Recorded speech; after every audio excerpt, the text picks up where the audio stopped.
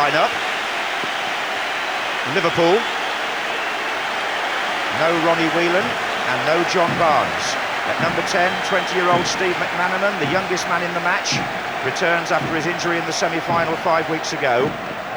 And it's interesting to hear earlier the fact that Dean Saunders, I think one of the Liverpool players was telling Ray Stubbs on the pitch, Dean Saunders plays at Wembley for the first time. Their top scorer, of course, and the two substitutes, Mark Walters and Mike Marsh.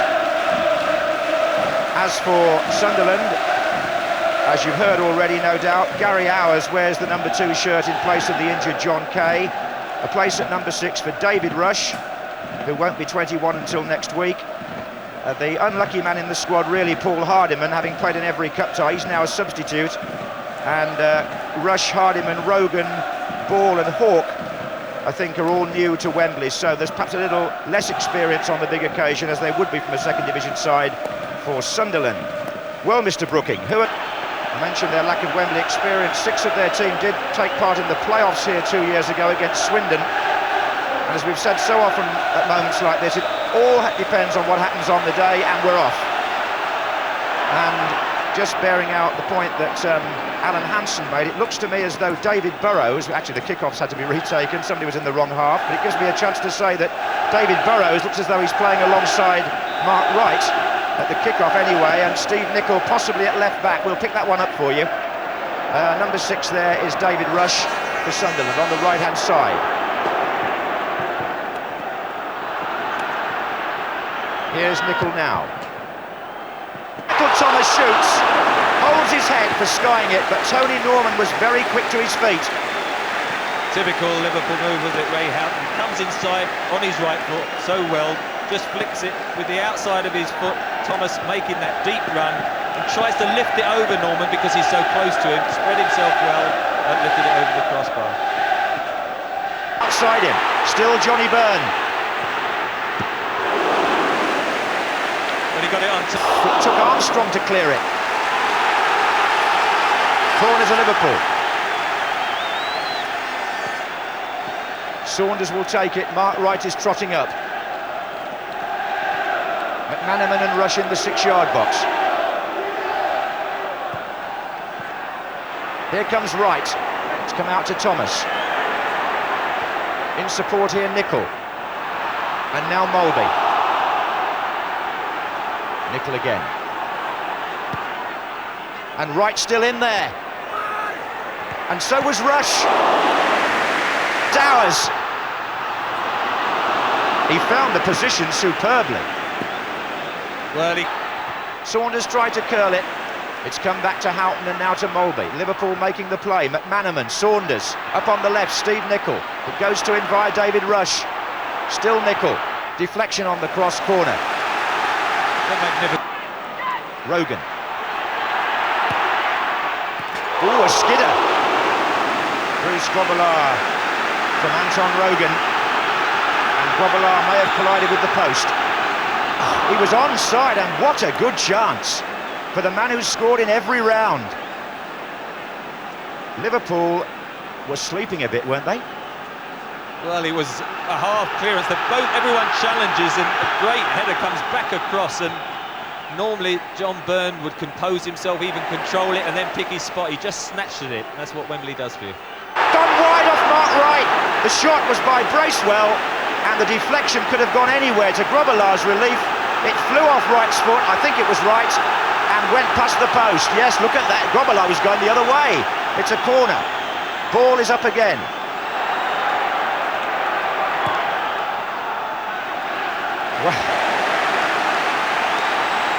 Bracewell. Atkinson!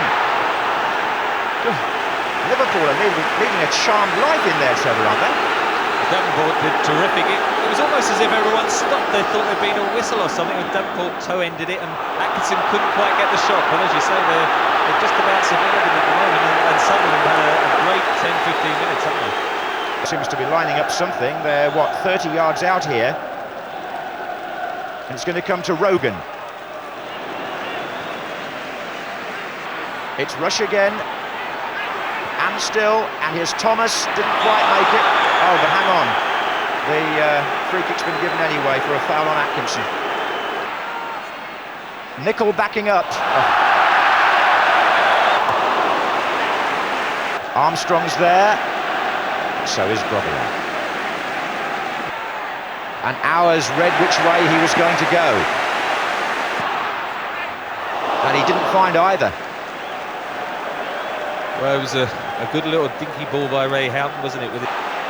McManaman! Liverpool can't believe it. They're going to Philip Don, and they must have felt on the bench that was a possible penalty offence. It's Jones. It bears out Trevor Brooking's point about McManaman switching sides, I ought to say, because the minute he did, it was effective. But as the controversy goes on, Sunderland break with Davenport. Byrne. Davenport.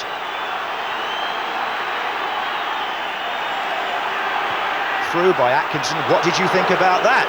Well, amazingly, McManaman's gone back over to the left, and if ever he's got this shimmy, look, he just goes outside, shapes to centre, comes inside,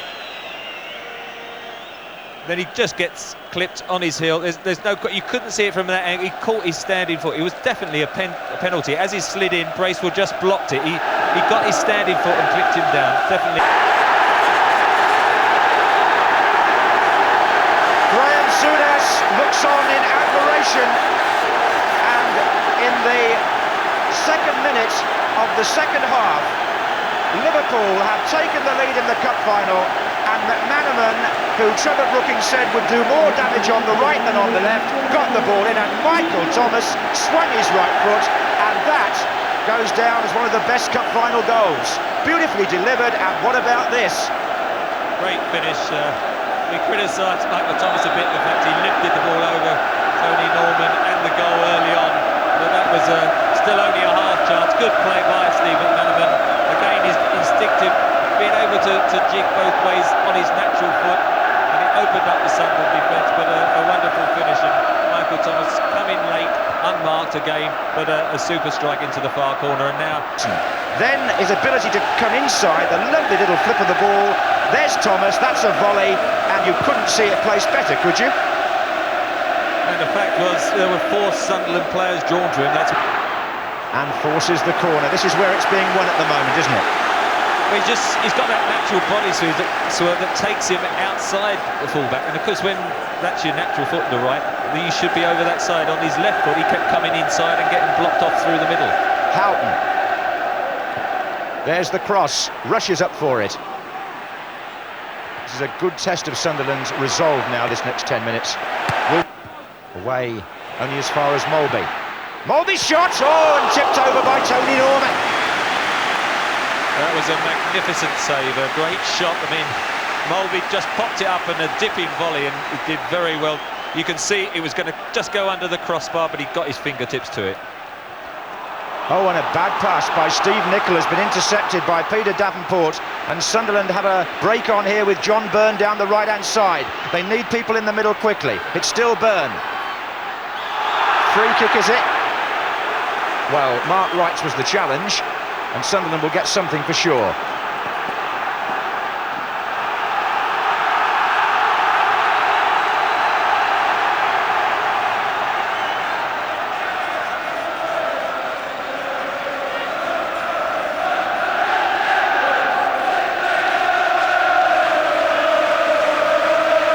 It's a free kick to be taken by Atkinson.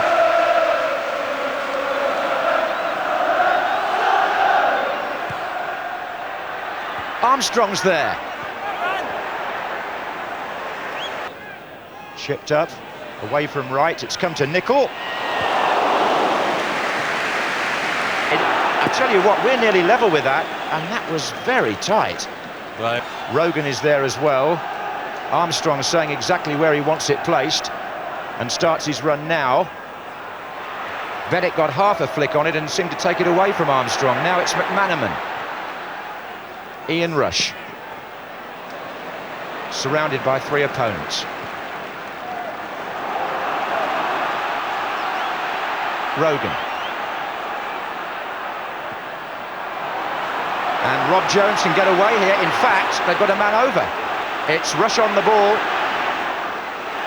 Houghton joins him, Saunders to the left, Sunderland scampering back now. Saunders cross, it's going to go to McManaman. It's been set up for Jones, has it? Not quite. Bracewell able to intercept and find Byrne.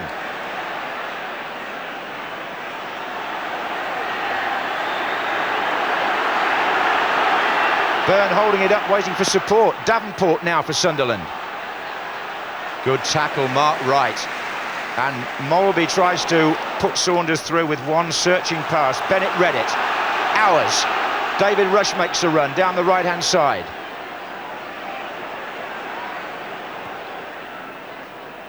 Flicked on by Davenport. Here's Byrne. Jones tries to ward him off. Bracewell. In now. And he's still going outside, and there's Ian Rush going in. So close to 2-0 for Dean Saunders, the top scorer. He deserved a goal because he's played very well in the second half. He's helped sort of step up the Liverpool play going forward. Nichols cross this time. Tony Norman can come for this. And that might have been curtains for Sunderland if that had been a foot lower. Instead it's Byrne with a chance to develop something for them. Davenport, there was nobody to his right. He had a quick look. I don't know where David Rush is. I think he's probably run out of steam. Rush! 2-0 Liverpool! So simple. And vintage Ian Rush.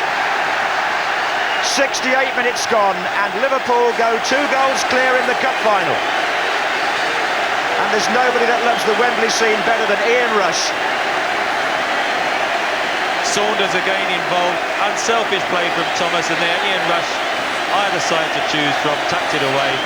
Saunders running at the defence, Michael Thomas, another of those surging runs, could have been selfish, saw Rush there, and at 2-0 now, although Sunderland are going to make their substitution, I can't see them getting back into this, a typical Liverpool move, and that's the way to finish. You don't have to burst the net, pick your spot.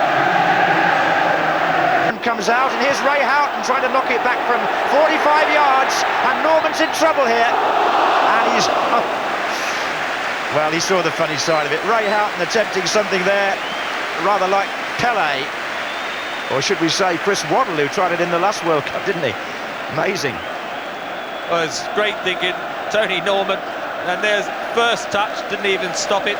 Certainly a wedge, isn't it, that height, and didn't get the backspin on the green he wanted, and he's bounced over the crossbar, but exciting bit of play, and it's good to see Tony Norman still able to smile after it.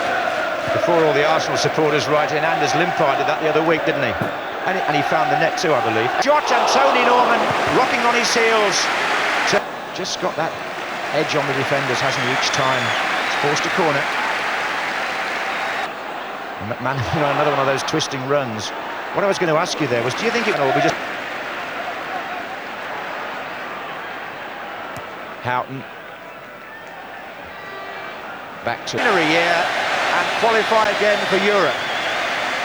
Second division Sunderland well beaten on the day, but Michael Thomas's goal after 47 minutes, followed by one from Ian Rush after 68 minutes, the difference between the two sides in a match where Liverpool totally dominated the second half. Handshakes all round. Liverpool know how vital this was for them. It was unthinkable for them not to be in Europe, and Graham Souness, only a matter of a month after his open heart surgery, watches his team from the bench win the FA Cup at the end of his first season as the Liverpool manager. As Liverpool captains, many of them centre-backs indeed. Ron Yates comes to mind, Emlyn Hughes, Alan Hansen of course in our studio. Midfield player Ronnie Whelan last time. I don't think Mark Wright really kept his feet there, but he did all afternoon. And in his first season with Liverpool, he finishes up the England centre-half receiving the FA Cup.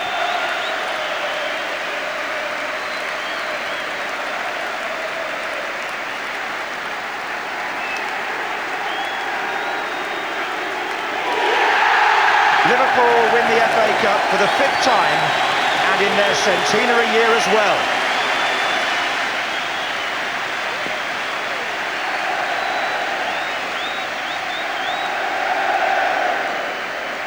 And with a very new-look team compared to those that used to go up those steps. Dean Saunders in his first season.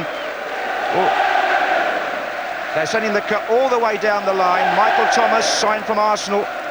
Ian Rush, of course, he's got a season ticket here, really. But David Burrows' first cup final. And the young substitute not used there, Mike Marsh. Mark Walters didn't get on either. Ray Houghton. That's the position.